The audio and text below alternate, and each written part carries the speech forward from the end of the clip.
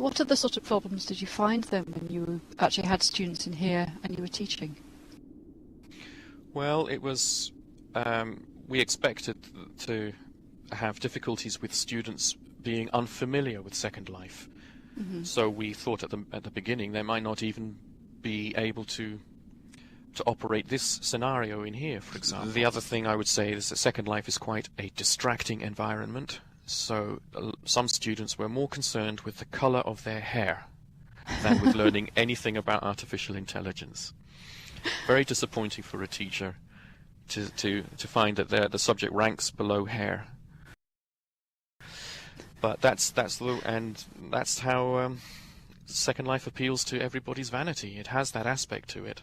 You can't remove it, and so students spend a lot of time in shops when they should be in class. It's just like the real world. It's not this environment around us is not designed for crowd control, and that I think is quite different from a normal classroom. That's perhaps a slightly extreme way of putting it, but if you think of the way lecture theatres are set out, the way seminar rooms are set out with a whiteboard at the front, the way labs are set out so that the teacher can pace up and down looking at everybody's screen over their shoulder, it's quite clear that there's a fairly strong element of control of the class. Yeah. We don't have that here in Second Life. It's not control meant in an evil sense, not trying to brainwash anybody here, it's just education. It's simply that people need cues, they need boundaries, they need to know what's expected of them. And if you take someone from an environment like a classroom, where that is implicitly understood by everyone, and put them in an environment which is quite alien, like this, then unwittingly you throw away all those social rules as well. And I just wanted to do something more difficult anyway, just to really test the limits of Second Life. So, because after all, we're looking at the future of education, quite possibly, so we should work out its limitations, as well as all the good stuff.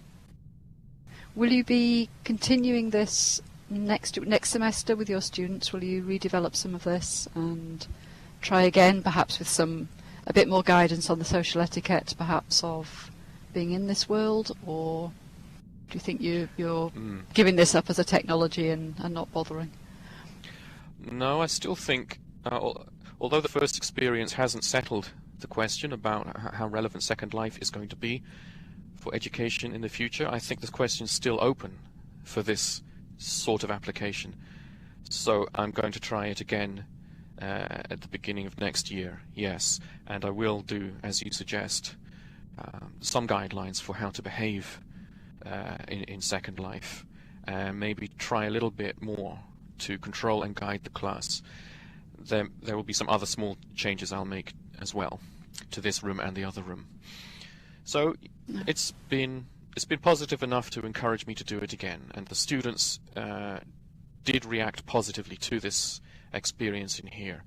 So I'm cautiously optimistic about this room, even this room, which is quite difficult to manage and to use to teach. It's still been somewhat successful, which is not bad for a first attempt. I'm pretty pleased with that, and we'll do it again next year, yes. Good.